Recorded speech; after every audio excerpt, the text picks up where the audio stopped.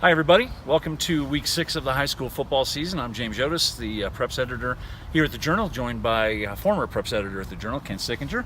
So welcome to sort of hump week for the high school season. The regular season is 11 weeks long, 5 weeks down, 5 weeks to go after this week, so we've reached the middle of the season.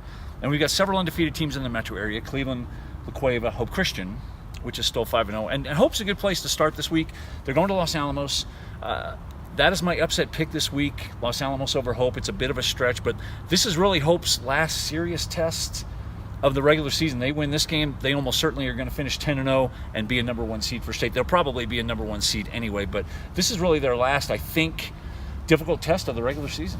I know, and I was foolish enough to pick against them last week, so I'm not going to do it twice in a row. I'm going to stick with the Huskies this time. Yeah.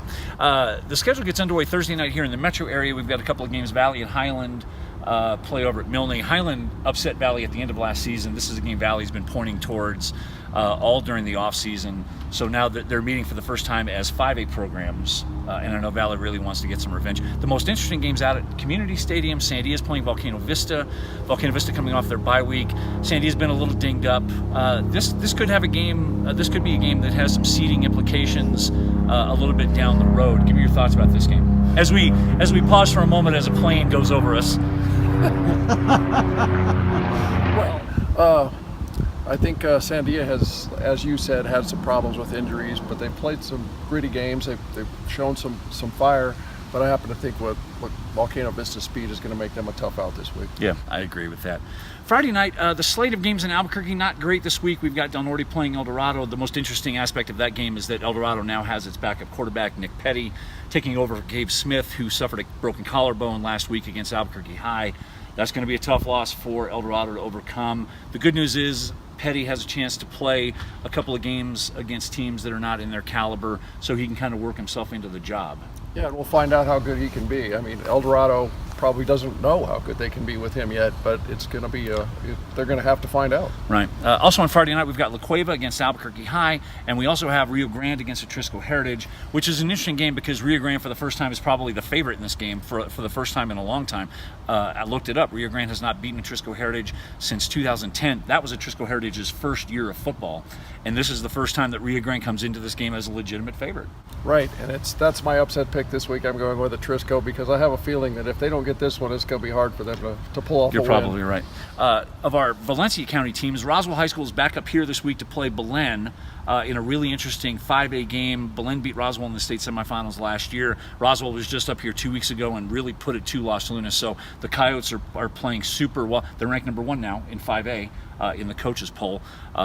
So this is going to be a good matchup. Los Lunas lost its starting quarterback, Nick Garland, last week against Cibola. He went out with a left knee injury in the fourth quarter, a game they lost by 3 points. We still don't know as we tape this. We don't know if he's going to play on Friday at the Wool Bowl against Goddard, a team that hasn't been beaten yet there. I think they're 3-0-1. Los Lunas, Gabe Smith and Nick Garland, I think, are the 2 best quarterbacks in the metro area. Sad to see both of them go down, but Los Lunas is another team. We're going to have to see how they respond to losing their starting quarterback. Absolutely. Well, I think Roswell is showing me something too. That's a legitimate team this year.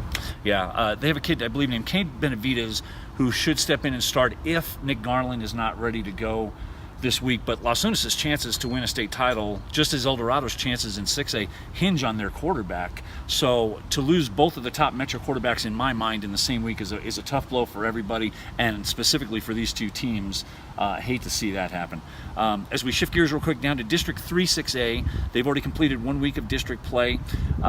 We've got games Mayfield Oñate this week on Thursday. We've got Centennial and Carlsbad, a key game for Carlsbad on Friday. They come to the Field of Dreams. They've had a tough time scoring of late. They're coming off a home loss to Mayfield, in which they got stopped at the goal line at the end. And then Cruces Hobbs on Saturday, a game we're different on. Yeah, we are, and I happen to like Hobbs. I think they score a lot of points. They've looked very impressive thus far. So, but this is the biggest test they've had so far, no doubt. Yeah, Carlsbad really cannot afford to start 0-2 in this district and hope to have a chance to win the district. That doesn't necessarily mean they couldn't get to the playoffs, but if they want to win the district, starting 0-2, even in a league as big as this, going to be problematic.